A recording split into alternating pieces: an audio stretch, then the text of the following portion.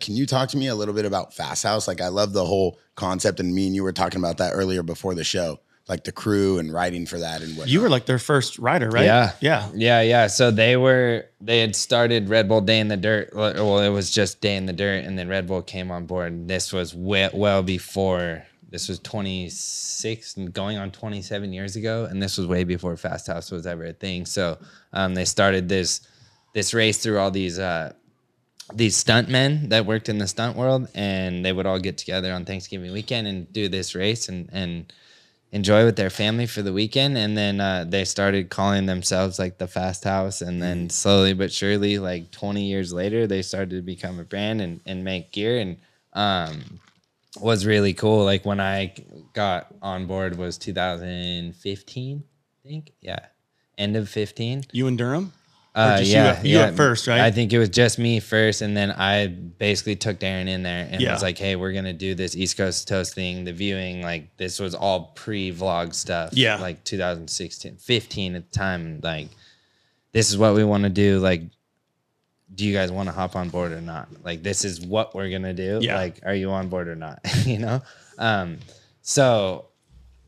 Yeah, they signed both of us, and that was like right as they started making like their own pants. At first, they had another company, Troy Lee Designs, making their pants, and they just made like jerseys. Yeah, and Troy Lee pants and Fast House jersey, and then Fast House started making pants, and slowly it's just taken off. But being able to be on that company and that brand since day one has been really cool, and it's like a family feel now. But they just promote good times and everything they do fun. is fun. Yeah. I loved it when I rode for them. Like they're just Kenny, Amber, like everyone there is super cool. Super cool. So it's been really, really, really cool to see the company explode too, and kind of be at the forefront of that. And it's been a really cool, fun ride, and continue to be a fun ride from here on out. You have any new signature gear coming out? Working on it. Yep. Yeah. My last line just dropped in June of last year. So, dope. They're obviously a little like ahead of all their stuff. So they're already through like probably 25. So it'll probably come out Q1 of 26 potentially. So, working on it. Dope.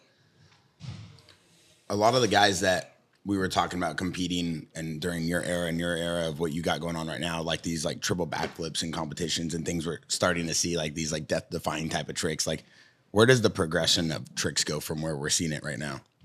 I honestly, I don't think there is a limit of where those tricks stop. It's just a kid that grew up watching all of us wanting to be better than all of us that's enough motivation right there to go learn whatever you want to learn. But it's also having the skill to back it up. There's a lot of dudes that do some gnarly stuff that don't really have that much skill, but then you see dudes with skill do that trick and you're like, damn, like it's gnarly. Like it's just everyone has their own different flavor and their own style of doing certain tricks. And I think it's cool to see, but I don't ever really see it slowing down too much. I mean, I think in my opinion, it's just the nature of sport and progression. Like with every sport, like you look at skateboarding and shit we used to do on Tony Hawk Pro Skater, like, you're like, they're doing it now, there's no real life. fucking way, and they're doing it, right? Yeah. And same with snowboarding, like dudes doing, 2160s and like fucking 4 rotations and like all this stuff. It's just the nature of sport, and with everything, like it's gonna continue to progress. And like in our sport and in freestyle, like we actually just lost one of our friends, J.O. Archer, who was super creative, inventive. He was trying to do a quad flip. He ended up doing a deal with Stark with the electric bike, rode it once, was like, dude, I could quad flip this thing. Like there's so much torque, it could spin so quick. And he was just trying them and ended up passing away. But like to see someone go out and try to do 4 flips, like, come on, dude, that's gnarly. Like, and he was dedicated to doing it. Like I think he wanted to do it for X Games this year, maybe.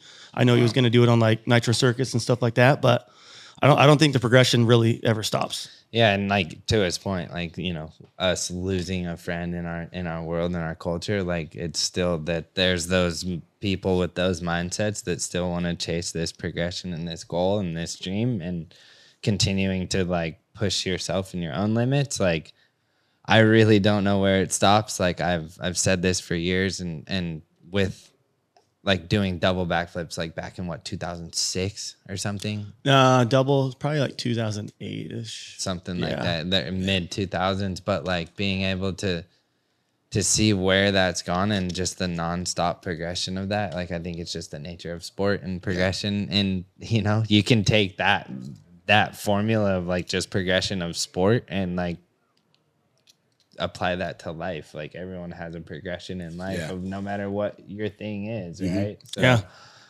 I don't think it's stopping anytime soon.